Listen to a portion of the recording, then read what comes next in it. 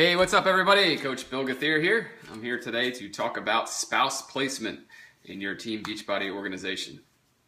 It's a very common question, big question we get a lot is, where do you put your spouse in your downline, whether it be your strong side or your weak side? A lot of folks, when they're getting ready to go Emerald, they found their first coach and they want to use their spouse to sign up for their second coach.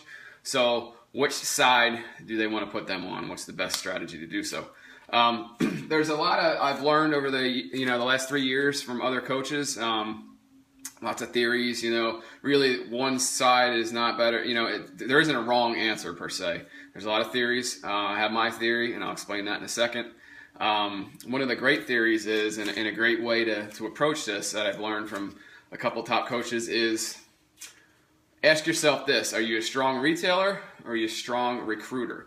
Now, if you're a strong retailer, the idea here is to place that coach on your weak side. Now, I'm going to use Eric here as an example to go over here. So he just had this question today about, all right, I got a coach ready to sign, so I'm going to sign my spouse immediately following that. Which side do I put my spouse on, whether it be strong or weak? So in Eric's case, his strong side is his left side.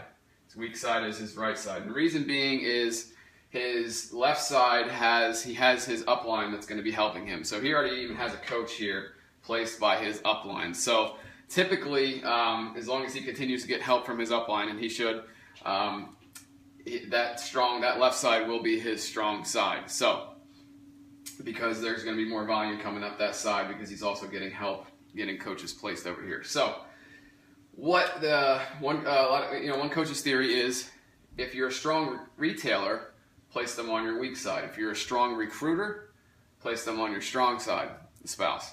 So if you were a strong retailer, and the reason you would place your spouse on your weak side would be that you could place all of your orders through your spouse's account versus yours. So that way, if you're selling a lot of challenge packs, a lot of programs, all that stuff that produces volume, you're going to place the order under your spouse's account and you're going to benefit from the volume. So when you become an Emerald coach, you get what they call is team cycle bonus. When your strong side produces 200 volume points and your weak side produces 100, you get a $14 check.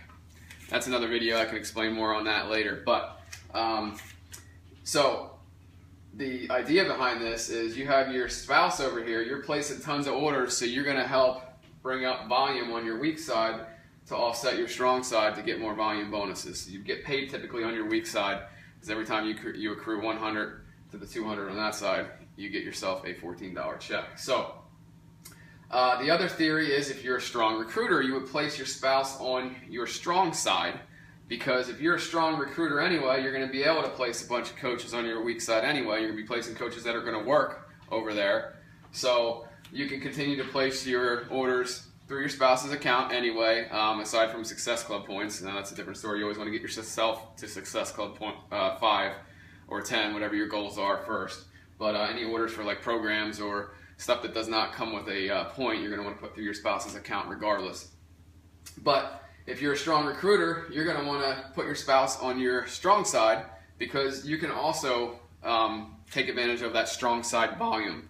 So what happened with myself and Jamie is, when we signed up, we really didn't have a strong or a weak side, because we didn't have any upline coaches placing coaches under us. So it ended up being that I ended up, over time, on the strong side anyway. So I'm able to take advantage of that strong side volume, which is great for me as well. So we both are taking advantage of that strong side volume. So that theory is, if you're a recruiter, you're going to recruit over here anyway, place your spouse on your strong side. Now, my counter to that, whether you're, you typically, people that I ask them this question, are you a strong recruiter or a strong retailer, they're going to say they're more of a strong retailer, just because it's typically an easier thing to do, especially when you're not quite sure of the business yet, you're just learning. It's going to be more difficult to recruit than sell retail. So my counter to that is, if you're in this for the long haul, if you want to make more money immediately and you're a strong retailer, okay, put them on your weak side. But as you are in this longer, you're going to become a stronger recruiter because you're going to learn. You're going to learn from your upline. You're going to learn from me. You're going to learn from, your upline coaches, how to be a better recruiter. And when that happens, it's going to happen anyway. So why not? My theory is, and I always tell people what my advice is, to put your spouse on the strong side because of that reason, because that way you can take advantage of that strong side volume anyway. And eventually you will become a strong recruiter if you're in this for the long haul. So that's my theory on spouse placement. There's a lot of theories. It's kind of half and half, weak side, strong side. But my theory is, if you're in it for the long haul, go ahead and place your spouse on your strong side, because that way you can take advantage of that strong side volume as well. Now, the other side of this is when you become a 2-star diamond, you can take your second CBC, put them over on your weak side.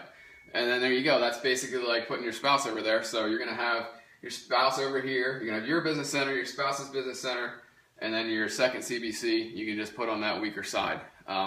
So there's other theories where if you had your spouse over here, you could tuck that second CBC on your spouse's weak side and help build that too. And that's another good theory as well. But the way I look at it, in my opinion, is to go ahead and put your spouse on your strong side. And that's my opinion.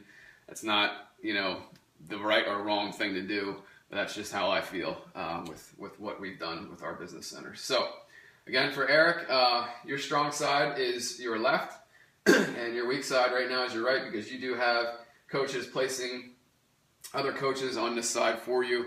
So most likely, unless you sign which would be great, sign a extremely high rock star coach on this side, it could bounce back and forth a little bit. But you want to be pretty even on each side with, to help with your volume. You don't want to have one volume way bigger than the other. Typically that ends up happening naturally, but if you can do the best you can to keep those two sides even, that's the way to go. But so spouse placement, that's my theory, guys.